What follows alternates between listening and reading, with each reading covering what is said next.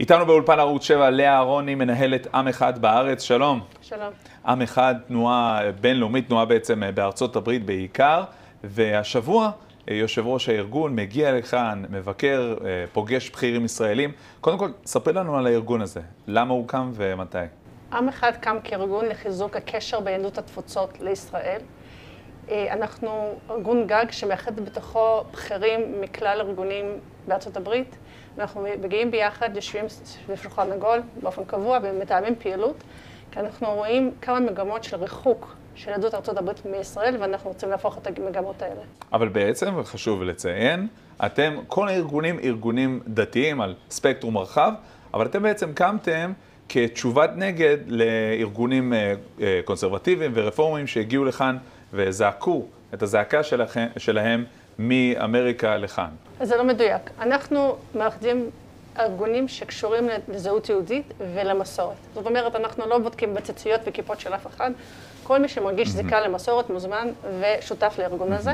אבל אנחנו בפירוש לא מסכימים, וזה פשוט לא נכון. האמירה הזו שיהדות הרפורמית היא מייצגת את יהדות התפוצות, והרבנים הרפורמיים מייצגים יהדות התפוצות, זה לא נכון מספרית, זה לא נכון עובדתית, לפי כל הנתונים שעולים היום מהמחקרים, וגם מהמציאות הפשוטה של כל מי שמכיר את המציאות בשטח. מבחינה מספרית, אנחנו כל הזמן שומעים שיש יותר רפורמים קונסרבטיביים מדתיים. אחרי זה נדבר על כמה הם אמורים להשפיע על ישראל, אבל מבחינה מספרית זה המספרים, לא? אז בוא נסתכל על המספרים יבשים. אם אתה מתקשר היום לבן אדם ושואל עם איזה תנועה אתה מזדהה, 54% יגידו לך שהם רפורמים או קונסרבטיביים.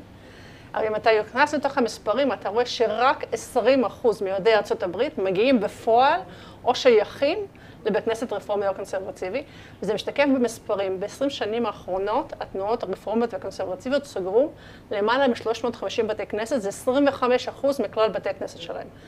לעומת זאת, באותם 20 שנה, חב"ד עלתה ב-300%, והיום כמעט 40% מיהודי ארצות הברית, זה מספר מטורף, אבל כמעט 40% מיהודי ארצות הברית מגיעים לפעילות של חב"ד, וזה לא יהודים דתיים, זה לא יהודים שהם שומרים תורה ומצוות, זה יהודים שלרוב נקראים unaffiliated, וחלקם הגדול גם רפורמי או קונסרבטיבי. זאת אומרת שהיום אם אתה מסתכל איפה יהדות ארצות הברית צורכת את שירותי הדת שלה, זה במסגרות הלכתיות. ואז כשאנחנו רואים פולמוסים כמו בעניין הכותל ובעניין הגיור, אתם אומרים, חבר'ה, תירגעו, זה יותר קמפיין מאשר קרע ואמיתי? זה לגמרי קמפיין, כי ליהודים רפורמים מהרחוב לא אכפת מהכותל. 50% מהם לעולם לא ביקרו בישראל, ו50% מהם בכלל לא קוראים חדשות ישראל. וגם לא אכפת להם. מה שכן אכפת להם זה מהסיפור הפלסטיני. ושם זאת מגמה שנייה שהיא מאוד מאוד מדאיגה אותנו, זאת עלייה של פרוגרסיבים וקולות אנטי-ישראלים בתוך הקהילות הרפורמיות. כדוגמת מכתב 100 פרחי הרבנות, שיצא עכשיו במלחמה האחרונה, כש100 סטודנטים לרבנות של תנועה רפורמית וקונסרבטיבית הוציאו קריאה לקהילה היהודית לבחון מחדש את יחסה לישראל, כי ישראל מקיימת אלימות גזענית, כי ישראל הוא משטר אפרטהייד, כי ישראל סתם נכנסה לאלימות נגד חמאס, ללא שום יחס לצורך של ישראל להגן על האזרחיה ולא שום התייחסות לביטחון ישראל. ומה שחשוב לשים לב, שאף אחד בתנועה הרפורמית לא יצא נגד הקריאה הזו. איך אתם בכל זאת מחבקים ולא מתנתקים לגמרי מהאחים והאחיות שלנו בקהילות האלה, אצל הרפורמים, אצל הקונסרבטיבים? אין לנו שום מגמה להפוך אף אחד לדתי. אנחנו לא ארגון קירוב דתי. המגמה היחידה שלנו היא לקרב יהודים לזהות היהודית שלהם ולקשר עם ישראל, כי מבחינתנו, אנחנו רואים את זה, זה היי נוח.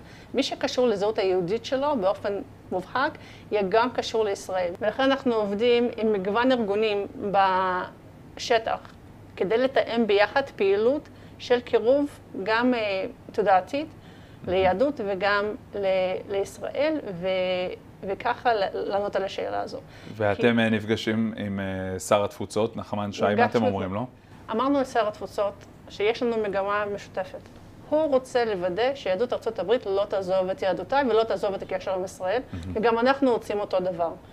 אם הוא ינסה לעשות את זה על ידי כל מיני ויתורים בכותל, הוא לא ישיג את המטרה שלו, ומה שהוא כן יעשה, הוא ירחיק את יהדות התפוצות הנאמנה והמזדהה עם ישראל, זאת היא שומרת תורה ומצוות.